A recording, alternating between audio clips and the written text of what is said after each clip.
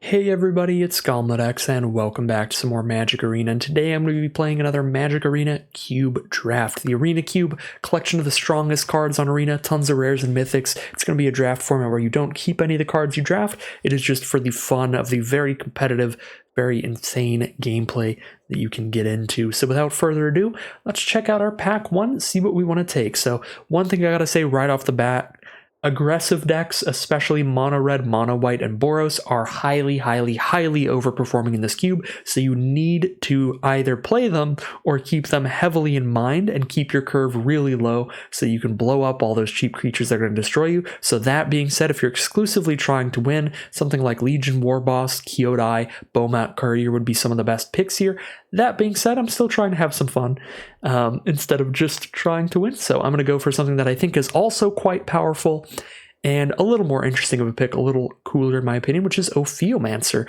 This is a very good card for an aristocrats or sacrifice kind of deck. I've played with it once before, and it's just absolutely absurd, getting a 1/1 snake with Death Touch during each upkeep, not even just your own. So great with sacrifice outlets, even just good at just blocking, really good at blocking, keeping your opponent off you. So Ophiomancer, really good. Of course, as always, tons of other great stuff, great Henge and Llanowar Elves, pretty huge ones in green there. But your first picks are usually going to be focused on just whatever you're the most interested in trying to play between all of the very powerful options. So let's see what we have. Pack 1, pick 2 now. Not much in black to follow up with the Ophiomancer. Bolas's Citadel is fine. It is very good if you can drop this down in the late game and still have quite a high life total. However, it's going to be really bad in the aggro matchups because by the time you cast this, you won't really have enough life to do anything with it. So Citadel is pretty coin flippy, pretty RNG centric in that front. There's not a lot of like really great stuff in this pack. Vivian's fine, but a little too slow. Spawn of Mayhem is fine. Bunch of fine stuff, I would say. Spectral Sailor as well. Could take Viashino Pyromancer, start pushing into like red-black aggro, red-black sack, that kind of stuff. I don't like black mark connections. The life payment is just really hefty in this format because of how aggressive it is. Similar with Sign in Blood, life payment is a pretty hard sell. I'll just go for a Pyromancer here. Maybe we get to be Rakdos Sack. Painful Bond is a fine cheap draw spell. A bunch of great stuff in red here. We have Lelia the Blade Reforged, which can keep drawing you cards off the top of your library. At worst, it's a 3-mana 3/3 haste, and if it survives another turn, 4/4 haste on your next attack. That's even if you don't cast anything that you've exiled off of it, and if you cast at least one card, the card's insane. Chain Whirler is really good, but you kind of have to be very heavy into red to cast it. Ox of Agonis is a great way to refuel late game in those red decks. There's okay stuff off color, but none of it is fun or powerful enough for me to want to kind of hop off the potential red train here. So I think I'm going to take Lelia the Blade Reforged. Now we've got some Rakdos lands that might wheel. That would be really good. There's Ayara, which is too hard to cast in a 2-color deck. Drana is also a little hard to cast, but pretty powerful, putting a counter on each attacking creature you control when you deal combat damage to your opponent, which, because she has First Strike, you'll be putting those counters on before you've dealt damage with your other creatures. There's also just really efficient removal like Lightning Strike here, or Battlecry Goblin, which is fine.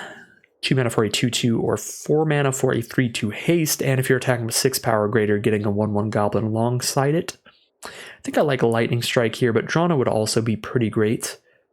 Go with the Lightning Strike. I did just say I wanted to do fun things, but there's powerful red stuff going on here, so maybe we still get to do a little bit of fun stuff and be like Rakdos Sack and still have all of the really powerful, efficient red burn cards.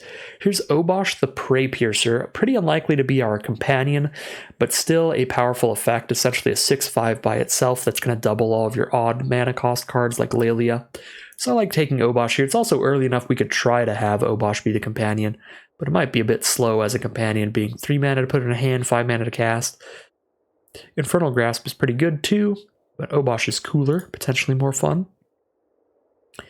Now we've got not a ton. I guess there's Dragon's Rage Channeler in red, Acquisitions Expert's fine in black. Make our opponent discard a card, and then we're okay to sacrifice this later. It's not super exciting. Witch of the Moors is pretty sick if you get some life gain. This card's going to be absurd.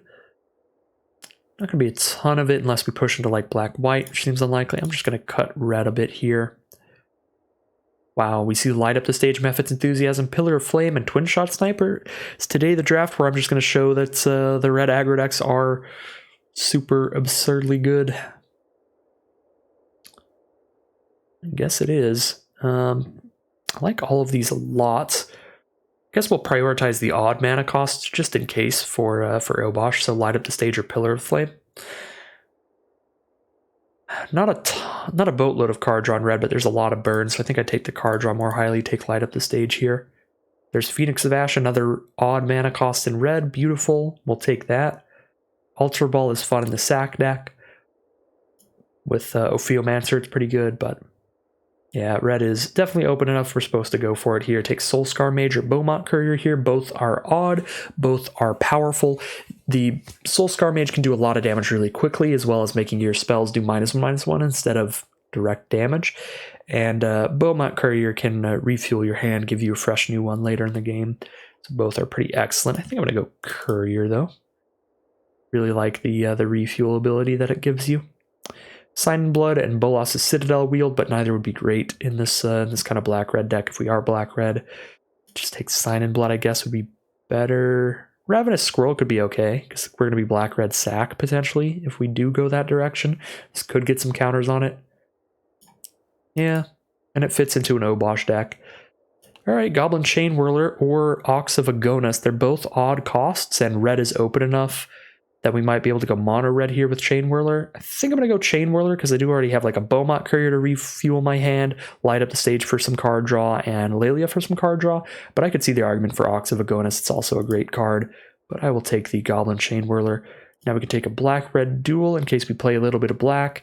Looks at this point like if we are playing black, it is going to be a little bit, where double black is a little bit of a hard sell, so I'm going to take the dual land over the double black, or especially the triple black card. Now we'll take the nonsense we don't want to play against, which I guess is just on summon.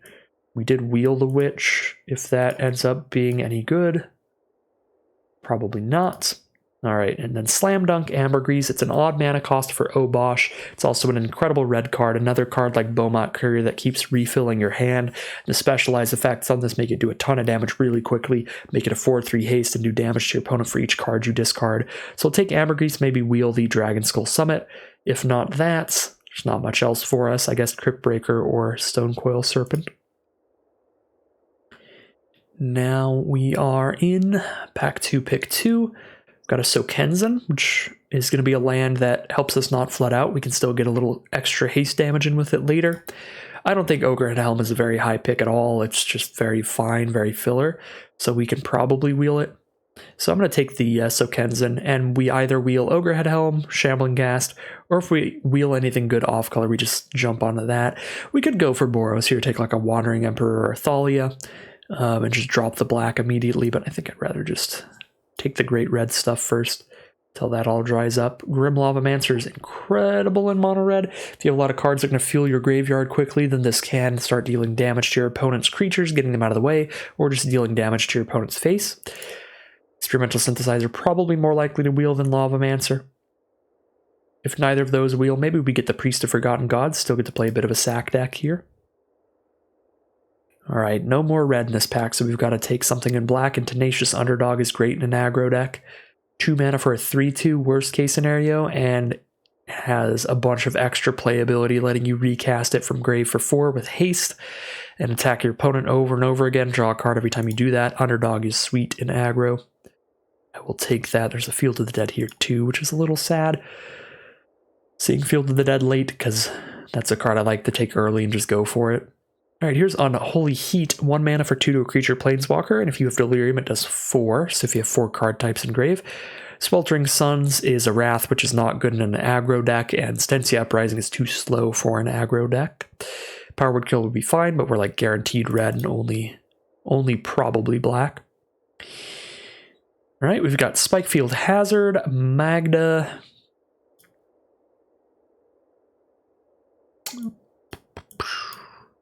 Obosh actually does look like a possibility here. We have 3 even mana costs right now, so I might want to prioritize Spikefield Hazard over Magda, just because of the odd mana cost. I think Magda is generally better, but could go for an Obosh deck. Honestly, our deck's probably worse playing Obosh as a companion because curving out is so important in these aggro decks, but it's going to be cooler. It'll be more fun. So, see if we can be an Obosh companion deck here. Reckless Stormseeker is incredible. Love to see that. At the beginning of combat on your turn, give a creature +1/+0 haste till end of turn. If it's nighttime, this card's completely absurd, giving something +2/+0 trample and haste every turn. Definitely Stormseeker, but Voldaire and Epicure and Insult to Injury are both solid too, just not as good. Bone Crusher Giant is phenomenal. Absolutely phenomenal. Love to see it that late as well. The Stomp effect, making this a removal spell and a creature all in one. Just make it an incredible, incredible card. Now we have that Crypt Breaker, I guess. We did get the Ogre Head Helm, but that'll get added to our even mana stack. Experimental Synthesizer, an odd mana cost, and it wheeled for us for more card draw. Love to see it. Get this Cruel Celebrant out of here, I guess. How close are we to mono red Obosh?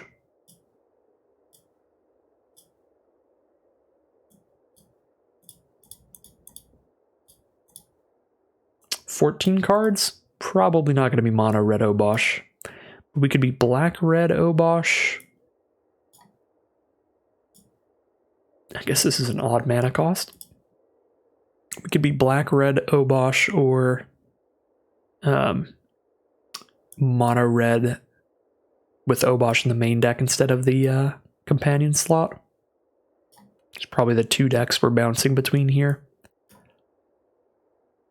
Last pick, Insult to Injury. That's another odd mana cost. Okay.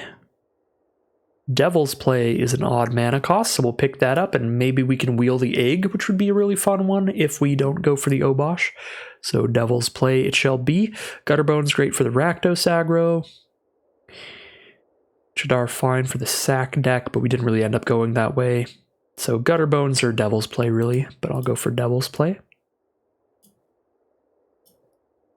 Banefire also counts, but so does Blazing Root Walla, and having a bunch of powerful one-mana creatures to get the game started and do a bunch of damage is really nice. And this is really good in a deck with Obosh as the companion, because you're going to play this turn 1, and then on turn 2, you're not going to have any 2-drops to play in your deck. So turn 2, you spend 1 mana to buff this and 1 mana to cast another spell. So Root Walla actually seems like just perfection for this strategy. And maybe we wheel Banefire, if not, maybe a Scrap Heap Scrounger if we don't go Obosh. Or an Aether Sphere Harvester, I don't know, something random. Okay. Oh, no. I'm not going to be very excited about Rabbit Battery, even if I'm playing the Obosh deck, so I'm going to take the strongest red Planeswalker ever printed. In my opinion, Chandra, Torch of Defiance, and we're not going to go Obosh, we're just going to be mono red in general. Have Obosh in the main deck. This card's absolutely absurd. It's a card draw engine with the +1 ability. It's a 2-mana Planeswalker if you use the second +1 ability, if you play her and like a Lightning Strike at the same turn. And she protects herself with a -3 ability. She just does it all. Absolutely incredible card. We're taking Chandra, and there is no way I'm not going to play Chandra, so we are not going to live the Obosh dream, so I am now allowed to take some even mana costs, so we need to take 2 drops really highly. An Electrostatic Blast is a nice cheap one that can shoot something. Your 2-mana burn spells get a lot better with Chandra as well, because then you can cast her and one of those burn spells in the same turn, have her be on the board with 5 loyalty and protect herself, so I like Electrostatic Blast here actually quite a bit. Rekindling Phoenix, Siege Gang Commander, these are both solid too, but we can probably wheel one of these 3 cards, Siege Gang, Rekindling Phoenix, or Inferno, based on how the rest of the draft is gone. So we'll take the most important card there, which I think is going to be the Electrostatic Blast. All right, I think I'd like a black splash for Kolaghan's Command here. We're going to be very, very heavily red here, almost mono red, but Kolaghan's Command is so powerful. I think it would be worth a splash off of like Haunted Ridge. Although Play with Fire is still pretty dang good. And we're at the point now where we have enough cards to be fully mono red. But Kolaghan's Command's a really sweet one. Oh, I don't know. I guess I'll stick mono red. We'll take Play with Fire. And we are completely paid off. The Torbran in the next pack. Exactly what you want for mono red. And another card we couldn't have played if we were still trying to go for Obosh. So pretty fine that we jumped off the Obosh train when we did. Probably should have jumped off it earlier. Alright, Falconwrath Pit Fighter, another 1-drop creature to get slamming in. Tempered in Solitude doesn't work very often because you're going to attack with multiple creatures in this deck. You can never choose to just attack with one if you have more than one in a mono red deck because you have to kill your opponent as quick as possible. And Guy's Flame Reservoir is way too slow. And we got the Smoldering Egg back. This is a real deck. Sigiled Sword has been really slow for me, so I'm not going to play that. That's a definite cut. The rest of the cuts are going to take a little more time to figure out. Could just be we run a really low land count. So we only have 4 cards that cost more than 4 mana. Currently we have, this would be a 14 land deck, which is probably fine. Really love Aethersphere Harvester for mono red aggro. I do love Bloodthirsty Adversary. Great 2-drop to get out, get aggressive, haste it out. And a great top deck in the late game, recasting instants and sorceries from grave for free. Definitely like it better than Rabbit's Battery. And we did will the Inferno, but none of the others, which is actually the one that was least likely for us to play, so that's kind of a rough wheel there. Because that's just so expensive, but I guess it works for Chandra. Get that that double red to cast the Inferno. It's kind of funny. Could be a thing. Okay. Let's build this really sick mono red aggro deck. We didn't get an Ember Cleave. That's the only thing I'm kind of sad about, but there are enough cards in the cube that they're not always going to end up in the packs. So it doesn't even necessarily mean somebody else took Ember Cleave. It could just mean that it didn't show up in our packs. So there are a few every draft that won't be there. So here's how the deck looks right now. Is there anything that looks really weak? Inferno just looks really, really expensive. Anything that just looks super weak to me. Ogrehead Helm is pretty slow and weak. Smoldering Egg is slow, but very powerful when it flips. That's a potential cut. Like all of our 1-drops a lot. For our non-creature spells, pretty much like all of it. Insult to Injury is the slowest one, though. So that's another potential cut. Okay. Now we need to look at our curve, which is 2.4 average cost, tons of 1s, decent amount of 2s, tons of 3s. We can definitely cut down on lands. We currently have 18 lands because Spikefield Hazard's ability to be played as the Spikefield Cave. We definitely don't need 18. We can definitely drop to 16 here, so that's 15 plus Spikefield Cave. Probably even drop to 15. Don't know if I want to drop any more than that, although if I cut Inferno out of the deck, I could probably just cut Inferno and 1 more land, because dropping Inferno probably drops from 2.4 average to like 2.1, because it's our 1/6 drop. Yeah, I mean, I think I would rather try to just be using Light Up the Stage, Experimental Synthesizer, Chandra Exiles, just trying to draw a few more cards to get a burn spell to finish off our opponent than trying to play a big old 6-drop. I think I am going to cut that. Average only drops to 2.3. Okay, I over-exaggerated a little bit, but we could definitely just cut another land now, but I might cut Insult to Injury and keep our 2-drop creatures to keep our curve looking good. Oops. Oops. Leadership Prancer, come back in. You're one of our best 2-drop creatures. Yeah, I think that's what I'm going to do here. Probably cut Insult to Injury. Although Insult can win games out of nowhere, it does double your damage for the turn, but still feels not phenomenal. A little slow, another expensive card on our Mountain of 3s. Yeah, we'll go 15 lands here, cut Insult to Injury instead of 14 lands and keep it. Yeah, I'm going to cut that there, go for the 15 land build, and I think this is going to be the deck. Alright, so here we are with the final deck. It's going to be a very, very good mono red aggro deck, one of the best decks in the format by far. We have Torbran in the deck as well as Chainwhirler for the big mono red kind of payoffs. We did not get an Ember Cleave, but other than that, the deck looks really good. We've got a nice efficient curve of a ton of 1-mana creatures to play. A decent bit of 2s. I would have liked to have more 2s, but I was trying to draft around Obosh for a while to potentially play that as the companion. If we hadn't have done that, we would have had a higher amount of 2s here instead of this giant mountain of 3s, but all of our 3 drops are really good. Ambergris, Bone Crusher, Laelia, Reckless, Stormseeker, Phoenix of Ash, and Goblin Chainwhirler. Absolutely ridiculous stuff here. We've got a lot of pretty solid card draw to keep us fueled, make sure we're still casting spells throughout the whole game, never running out of burn to throw at our opponent's face. Electrostatic Blast draws us 1 card, Light Up the Stage draws us 2, Chandra can draw us multiple, Synthesizer can draw us multiple, and we also have Beaumont Courier being able to sacrifice itself later to draw a ton of cards. So we've got a lot of ways to stay fueled, make sure that we're never running out of cards. Ambergris as well. So pretty set on all fronts. We've got all that card draw that we need. We've got all these creatures. We've got a lot of burn spells to get things out of the way. Lightning Strike, Play with Fire, Unholy Heat, Spike Field Hazard, Electrostatic Blast, Devil's Play, Chandra herself dealing 4 to something. So very excited to see how this deck does, but it looks very, very nice here. And pretty sure we can get at least a positive win rate run out of this, at least a 4-3 or better. So without further ado, let's head into the gameplay. All right, here we are on the play. Very, very nice to hear that with this deck. Being on the play is a massive benefit for this deck. Usually being on the play is always advantageous versus being on the draw, but for a deck this aggressive, it can easily be the difference between a win or a loss. It very, very much helps lead towards the win. We've got a really good curve here. Dragon's Rage Channeler into Adversary into Phoenix of Ash. And then next turn, if they play a creature, we could even Stomp and play Root Walla. Now that we drew another 1-mana card, if I need to stomp something out of the way. And again, my apologies, there's no arena audio. I can't really do anything about it. It bugs out every 5 minutes for me at this point, basically. Just kind of have to wait for arena to fix it, to patch it. All right, they did play a good creature, so we're going to stomp it. I'm going to keep Unholy Heat. That seems pretty good in this matchup. And they're just done. They are over it. That is already a concession because they know we're just going to shoot that, hit them for 3, play a 1-drop creature, and then they know we have a 4/3 to cast next turn.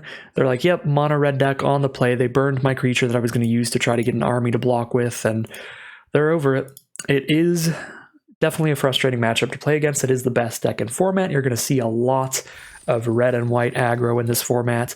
There just aren't enough efficient removal spells and wrath effects in this cube to help the other strategies really compete with it on a level to where the aggro decks get hurt quite a lot. So you're going to see a lot of aggro, and we're probably going to run into some opponents that are tired of seeing a lot of aggro. We are the villains today.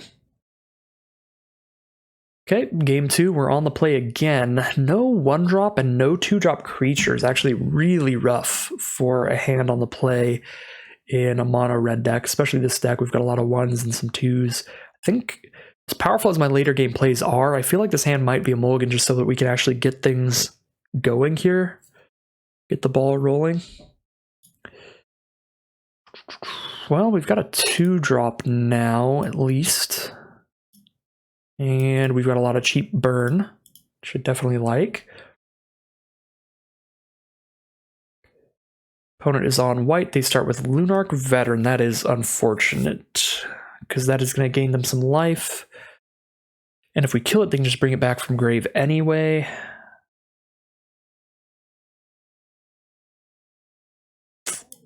Yeah, I mean, I guess I kill it so they don't get the life gain as they're playing creatures at least. And we play our Ogre Head Helm, and then potentially next turn the plan is to, if we draw land, stomp their blocker and then light up the stage. If we don't draw land, Unholy Heat their blocker and then light up the stage to give us the cards to play next turn. See what they've got here. Let me just double check, make sure. Yep, my audio is all on. Gotta love Arena sometimes. Let's see what our opponent's thinking about here.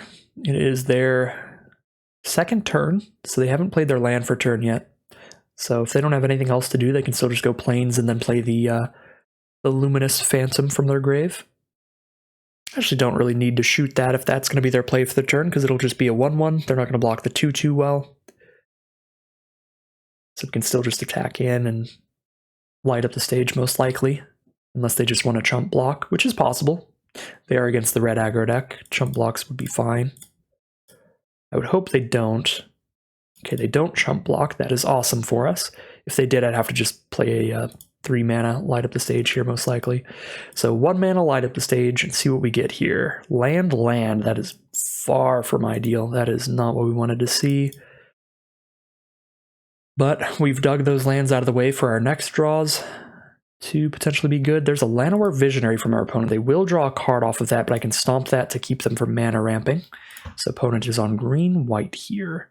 They probably attack with Phantom because it's not going to block well anyway. There they go. And we're going to stomp instead of Unholy Heat so that now I can play my Bone Crusher Giant next turn with no guilt of not having used Stomp.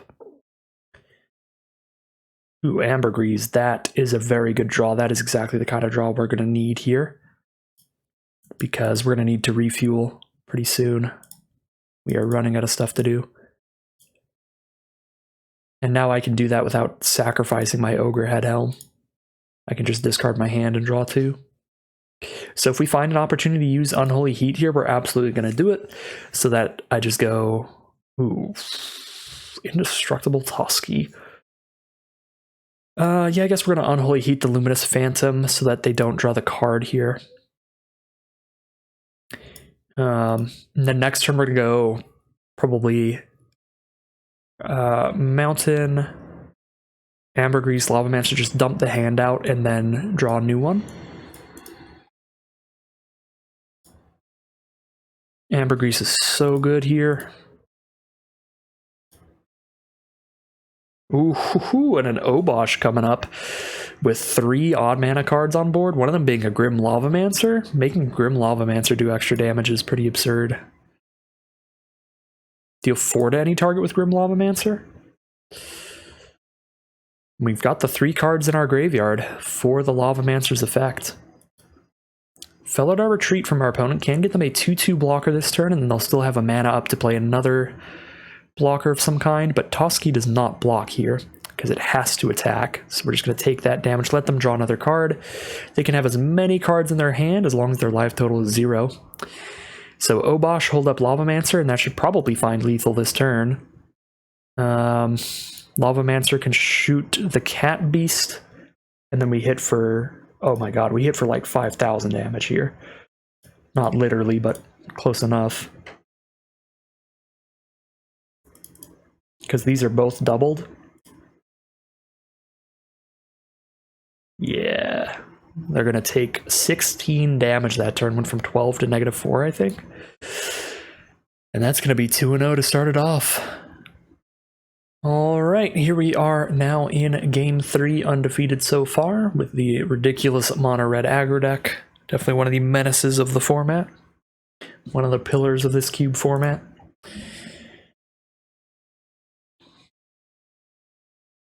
Believe we're on the draw this time.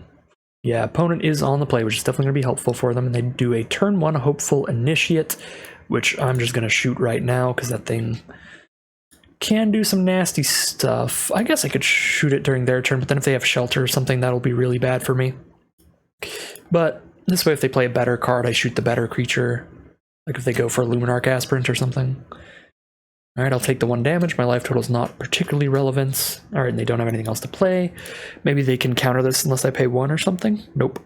Eidolon is dead. They are on blue-white. Here's our Dragon Rage Channeler. Got a Stormseeker turn 3 into a Hasting Torbrun. Opponent's stuck on 2 lands, but they could still, again, have the counterspell unless you pay 1 thing. I played that wrong. I was supposed to play Stormseeker and haste it in, but I guess since I did that, I can now go for Light Up the Stage, play this Courier. That was awkward. I guess Pyromancer it is. Played way too fast there. The better play was Stormseeker, but this play went fine as well, because we can play all these cards. But Stormseeker probably would have gotten them killed really quickly, because Stormseeker hit them for 3, they didn't have any removal or interaction that turn, and then we Torburn this turn? Okay, well, they had a Spellbinder, so no matter what, we were not going to Torburn turn 4. And I guess we wouldn't have hit any lands, because we would have hit the Courier and Pyromancer as our next 2 draws, so we wouldn't have had the 4th mana for Torburn anyway. So Weirdly enough, this light up the stage line that I accidentally stumbled into has played out just as fine as Stormseeker would have, but Stormseeker was definitely the better line. The better line with the information we had at the time. I can Unholy Heat and Beaumont Courier, or I could just drop a Stormseeker, but then Stormseeker just trades into Spellbinder anyway, so I might as well trade into Spellbinder with the cheaper card so I can cast more things this turn. And I can cast our Courier from exile instead of it staying in there forever. Get a Surveil as well. Land, I actually do want that. For Chandra and Torbryn in the future.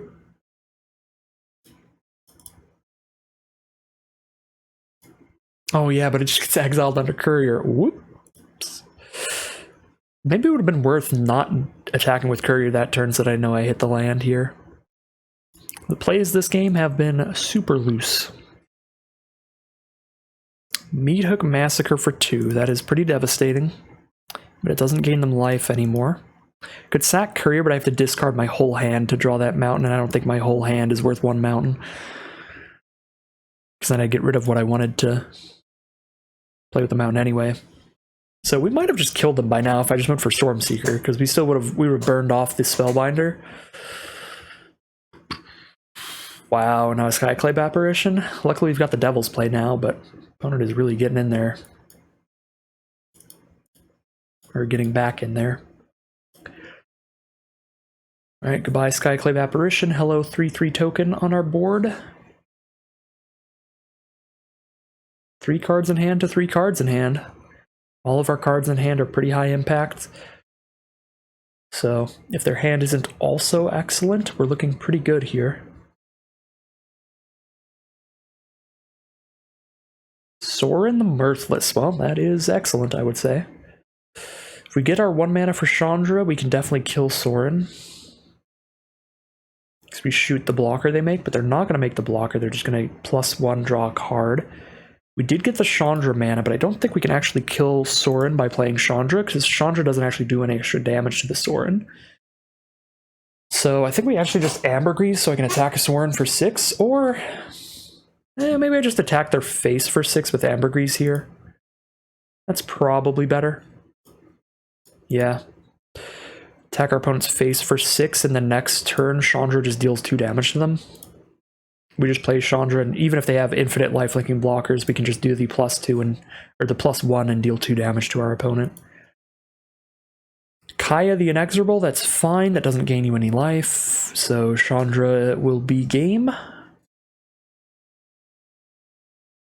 Okay, exile one of our permanents, make a lifelinking blocker. You have got 1 mana up to deal with Chandra. And plus. Decline.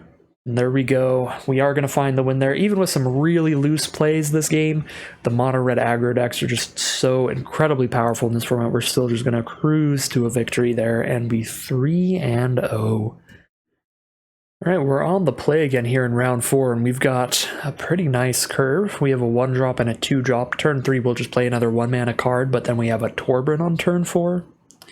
If we find our 4th mana there. Super sick stuff. I'm going to play Dragon's Rage Channeler first before Lavamancer, because Lavamancer doesn't really do anything until we have stuff in grave. So we'll get the Channeler down that can maybe do stuff if we draw some non-creatures, start putting some stuff in our grave. Alright, mono-red mirror match potentially. Faithless Looting turn 1, not that scared of that. That is a-okay with me. See what they end up discarding here. These are some weird red sleeves. They're red-blue, blue-red. It can be an instant and sorcery focused deck. It can have a lot of cheap removal. Tends to be a deck focused very much on instants and sorceries, so they take all of the cheap Unholy Heat, Lightning Bolt, Lightning Strike type stuff really, really early in the draft, and then take a lot of red and blue cards that care about casting a lot of instants and sorceries, kind of a counter burn style deck. So a little worried that they could have a lot of removal here to kill our early game plays, but looks like they don't have any of it yet, which is nice for us. Now, as soon as we hit our 4th land, we've got some incredible plays coming up here.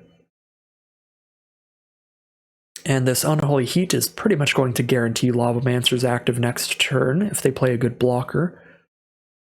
Opt is going to be the first place. Scry 1 and draw a card. But yeah, with Unholy Heat, if we hit any non-land on our deck, we're just going to mill that with Dragon's Rage Channeler and have 2 cards engraved to use Grim Lavamancer next turn for 2 damage to any target. Alright, they've drawn their card and they're just going to pass turn, and we've hit the mana. Tempting to just try to play Torbran here. I think I will. Could get countered though. No counter, but they definitely have an instant here.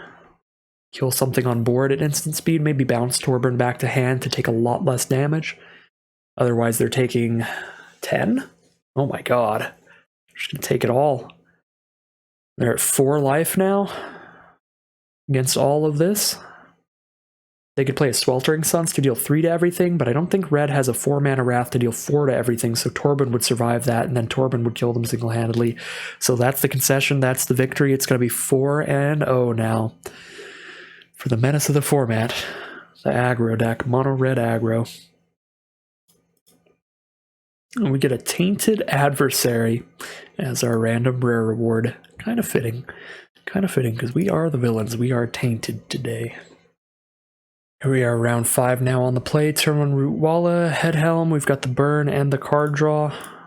Hopefully Light Up the Stage can hit us a few lands to get towards Obosh, but other than that, not much to be worried about with this hand. A lot of great plays. So Blazing Root Walla, turn 1. Opponent plays a Triome. They could be a very multicolored deck here. I can hit for 3 and Light Up the Stage. Helps me make sure I hit my 3rd land next turn. I think I'd rather try to light up next turn, though, and just get our Ogre Head Helm down for now. But that would be a solid line, too. Ledger Shredder, that is annoying. We hit the 3rd land, though. Send Root Walla and offer the trade for the Shredder. Probably just attack both here, honestly.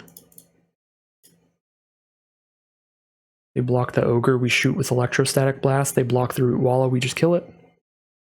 We do really need to kill this Shredder because we're going to be trying to cast 2 spells many turns. So yeah, that's fine. We're going to blast before we light up the stage. Yeah. Because if I light up the stage and then blast, they will get to connive. The Shredder will still die, but they'll get to connive, which we don't really want to give them that option. And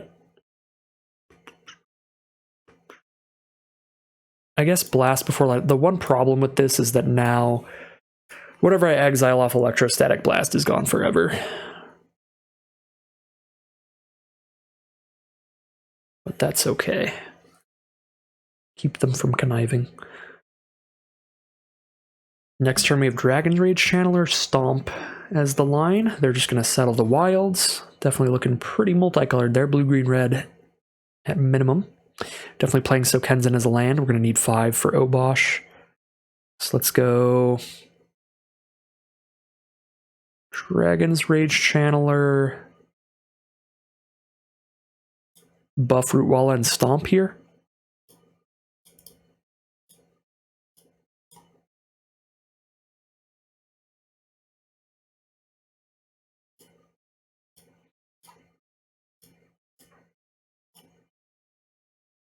Surveil 1, get that out of here, looking for the Obosh land.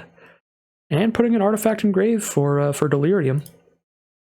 Instant sorcery and artifact. If we get a creature or a land in our grave, Dragon's Rage Channeler actually has Delirium, which is pretty sick. Okay, Oracle of Moldiah. It's fine. You just drop Obosh here, and everything trades into Oracle. So probably kill a Root Walla, I guess. Maybe they kill Dragon's Rage Channeler. Maybe they kill the Helm.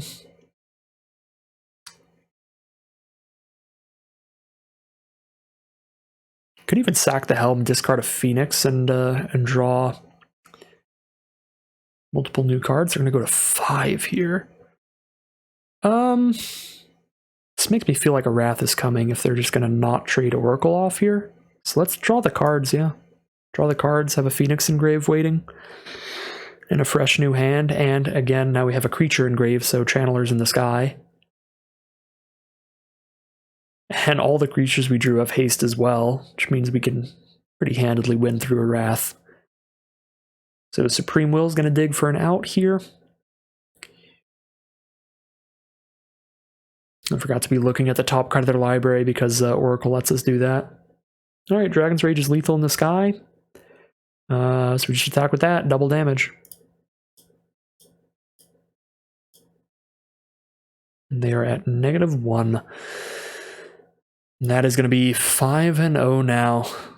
Really quickly. Only 45 minutes into the video here. Absolutely disgusting stuff from this mono red deck. On the play again, I mean, sometimes you're just whitelisted by Magic Arena. No turn 2 play, but that is more than okay with the power level of the other cards in our hand. Between Chainwhirler, Lelia, and Chandra. Opponent is on red as well, and there's the 2-drop. As I said, sometimes you're just completely whitelisted. Arena just gives you all the stuff you want. Alright, mono red mirror match, but we're on the play, so we've got the advantage here. That could change pretty quickly. If they have their own Goblin Chainwhirler and they get to kill 2 of our creatures with it, as well as getting Chainwhirler on board, there's a lot of cards that can turn things right around. Luckily for us, though, a 1 toughness creature means our Chainwhirler turn 3 is going to be absolutely disgusting. Get that first striker out of the way so we can keep sending in with our other creatures.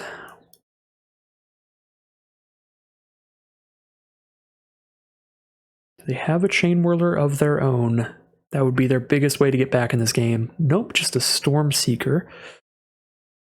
Still big enough to block our 2/1s, which is nice, but it will not block our Chainwhirler.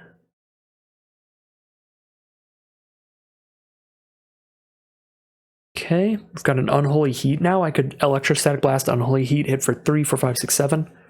Or I could just play Lelia. Maybe hit a land off of her. That is the play.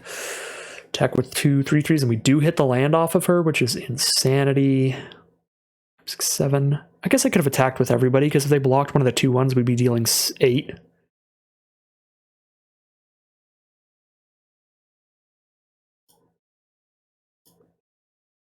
Alright. Pretty much their last shot here. It's just Sweltering Suns. I think I should have attacked everybody here. Or with everybody here. And 2 for 1 of myself to kill Stormseeker wouldn't be bad if they did block with a 2/1 there. Alright, trying to get a bunch of blockers on the ground with this Seasoned Pyromancer. Which they will do. They're going to have 4 blockers total now. But I have Unholy Heat, Electrostatic Blast, and Chandra to blow things up. To clear out enough blockers, potentially. I'm going to haste one of their elementals. They are not going to attack with it. Alright, let's heat up the Pyromancer. Torbran. I want to do that so bad, but I don't think it's lethal if I do. Because they go block, block, block on here, and then they take 4. Yeah, it's not lethal, but if I shoot another creature, they go block, block, and take 4. That's also still not lethal, I guess. So either way is not lethal.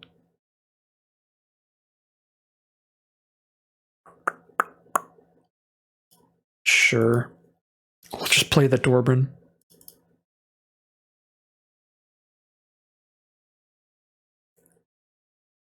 Okay, they are over it. They're just going to scoop them up here. Yeah, 2 more damage. Yeah, it's going to be 4. Block, block, block. They kill our 2/1. Or I guess Stormseeker dies wherever it blocks, so... Yeah, all 3 of their blockers die and they just kill our 2/1 here. Yeah, not lethal that turn, but... Apparently they do not have any Wraths in their decks, so there's going to be no shot of a comeback there. Which is fair, I would not play Wrath in my mono red deck either. So we are 6-0 now, heading into what could be the final boss, could be the fastest 7-0 speedrun ever. with this absolutely absurd mono red aggro deck. Arena really just giving us everything we need to, giving us the great aggressive hands. Part of that is definitely us having a really good curve of a lot of 1, 2, and 3 mana cards. But part of that is also we just keep getting to be on the play. Just makes it even harder for our opponents to recover from an early aggressive start from our deck. Okay, here we are in what could be the final boss. Another slow hand, no 1 mana or 2 mana creature, but we've got a Phoenix of Ash into a Torben. We have a bunch of cheap burn to get things out of the way. This is very similar to the hand I mulliganed earlier, and I probably should mulligan it. To make sure I have early game plays, but luckily for us, we immediately draw a Smoldering Egg. My thought here is, like, if my opponent doesn't have cheap creatures to shoot with Lightning Strike and stuff, then they're probably the kind of deck we can outrace anyway, even with a slower hand. And if they do, then we can just beat them by burning everything they do. Okay, so we can play a Phoenix of Ash here, and it'll trade into the Stone Coil.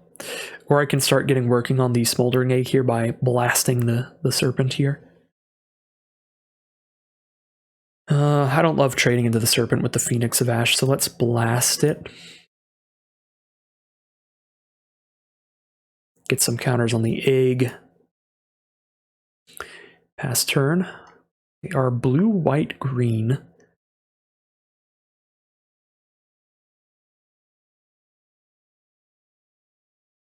Could have a lot of life gain in that color trio potentially. There's a fight rigging with no creatures on board.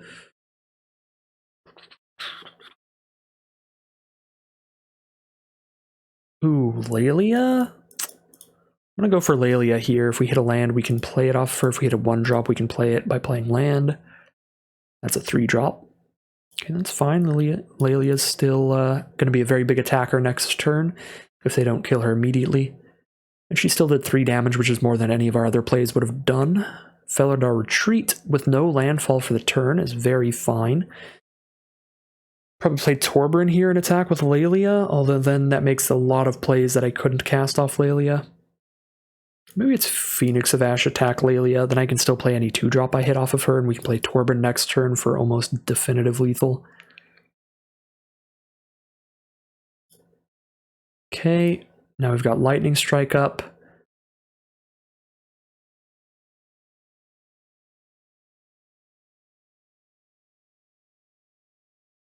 Okay, they're going to get a cat off the Felidar Retreat. I'm going to play a Golos. With Torbran, I can kill Golos with my Lightning Strike, which is hilarious, but I don't actually need to. Oh wait, no, they're going to get another land off of Golos, so Golos becomes too big. But I can still kill the cat. Oh, they're going to make another cat. Okay. That is fair. Yeah, make all their threats as wide as possible. And counter on Golos. Okay, so I can't kill Golos off of Torbran Lightning Strike because they're putting another counter on it. So let's just kill a cat here so we can make the most of all of our mana next turn.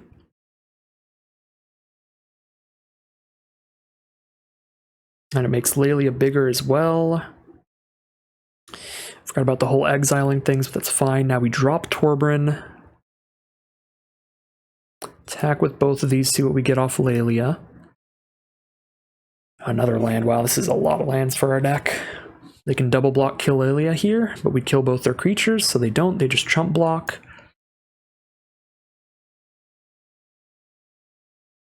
Little concerned about the flood going on here. We could definitely lose the game if we don't draw any more gas and they have a Wrath or something. Gargaroth is huge. That's a really, really big deal. Gains them life or spits out another blocker every time it attacks or blocks, and it's also big enough to cast their fight rigging card for free. So it is very possible we can lose this game if we flood out any more than we have here.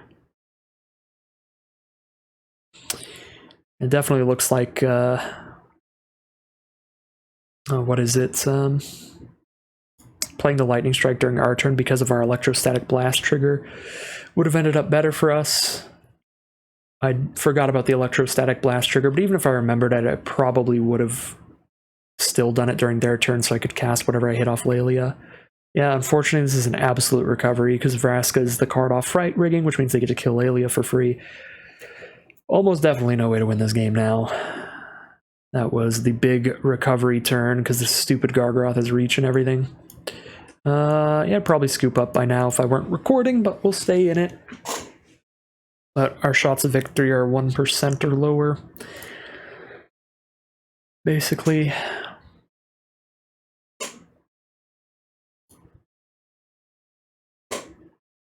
I could still draw Devil's Play. I guess we just draw our Fireball and we win. Draw Devil's Play is the out.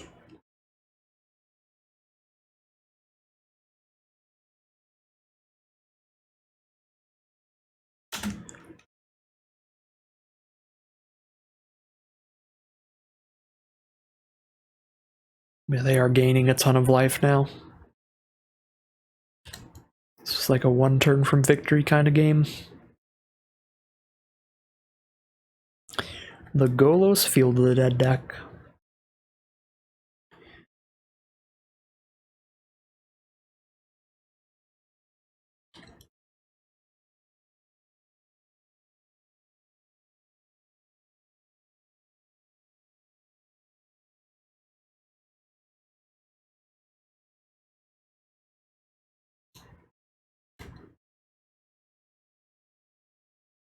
Everybody has Vigilance, so no reason not to attack with everybody, but they're going to hold Golos back, make sure he's safe. I'll take 17, sure.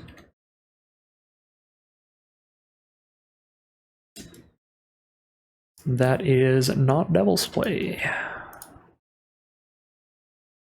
And that is going to be 6 and 1.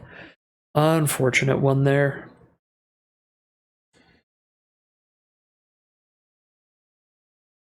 I think if I made the better use out of the Lightning Strike of using it during our turn, we would have won. But again, I don't think I would have done that.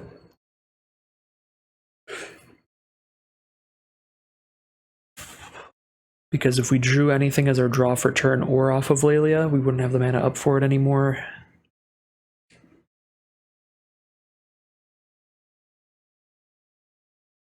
Alright, opponent is on the play here in round 8.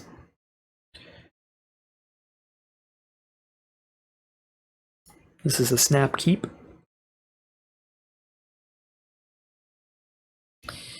The red mirror match here. Rather put more power on the board. This adds up very quickly.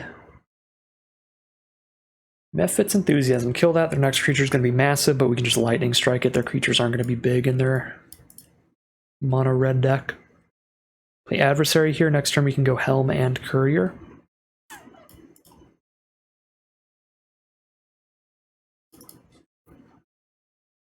Just trying to get as many creatures on board as quickly as possible, do as much damage as quickly as possible. Torburn can find lethal when we hit our 4th mana.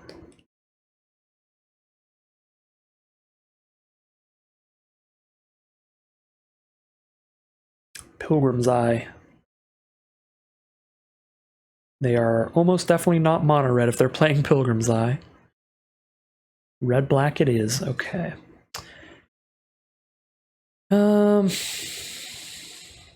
Mephit's Enthusiasm into Pilgrim's Eye is actually sick, making the Pilgrim's Eye big enough to actually trade into a 2/2.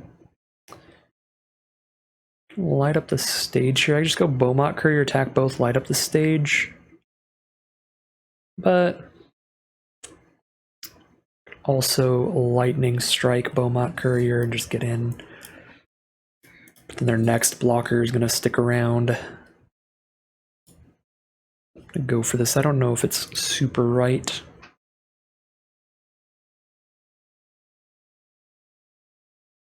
Alright, Prosper. Cannot kill that with a Lightning Strike, and that is a huge deal. Draw them an extra card every turn, get them more treasure tokens as well. You kill that with a Bloodthirsty Adversary with Torburn on board, though. So I shall threaten that.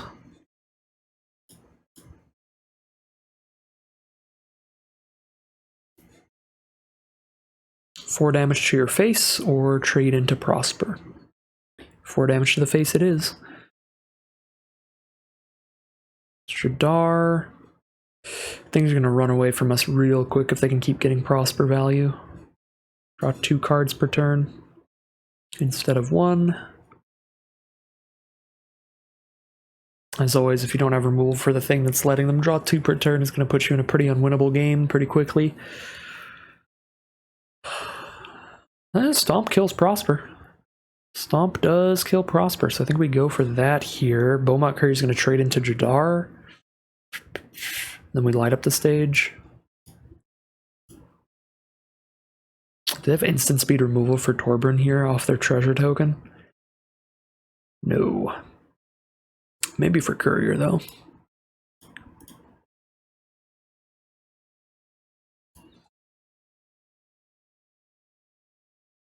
What is their hand? They're over it already? Alright. Well, I'll take it. It's going to be the victor. I did not feel like that game was over. But I guess their hand is just really bad. I mean, if their hand is like 3 in any combination of removal spells and creatures, they're still super in it. Especially as far as they know. Because they trade Jadar for Beaumont Courier. Take 4, they're down to 7. But then if they just untap, blow up Torbern, play a blocker, like, we still got action. Luckily for us, I guess, the hand just does not have any action in there. And we're going to find a 7-1 run. Unfortunately not a 7-0, but you can't really complain that much getting a 7-win run.